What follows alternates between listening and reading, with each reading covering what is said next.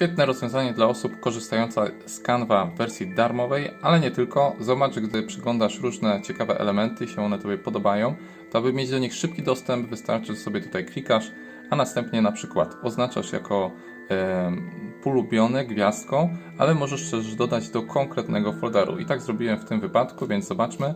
Teraz możemy sobie zjechać do swoich folderów. Jest to tutaj w tym miejscu. Jeżeli nie widzisz takiej pozycji, no to zobacz, możesz tutaj również przejść sobie w te 3 gwiazdki i te foldery w tym miejscu sobie zainstalować.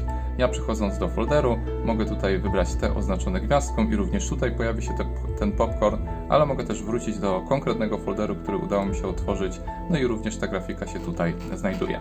Więc w ramach powtórzenia, gdy przeglądasz różne ciekawe elementy, powiedzmy ten mi się podoba i będę z niego regularnie korzystać, no to klikam sobie i na przykład ja najczęściej wybieram po prostu i już uporządkowuję w konkretnych folderach, więc dodaj do folderu i wybieram na przykład tutaj jakiś mój konkretny folder, bądź tworzę nowy folder o konkretnej nazwie. Na przykład takiej. Także i Ciebie zachęcam do wykorzystania takich ciekawych tipów, które sprawią, że o wiele łatwiej będzie Tobie korzystać z darmowych treści, czy po prostu z tych, które się Tobie bardzo podobają i masz później do nich bardzo łatwy, szybki dostęp. A jeżeli chcesz dowiedzieć się znacznie więcej o Canva, to pamiętaj, mam 2 kursy na ten temat i z nich możesz korzystać. Oraz dodatkowo na kanale YouTube dzielę się darmową wiedzą, różnymi ciekawymi poradnikami, które również mogą Cię zainteresować. Jeżeli masz pewne pytania, to daj znać.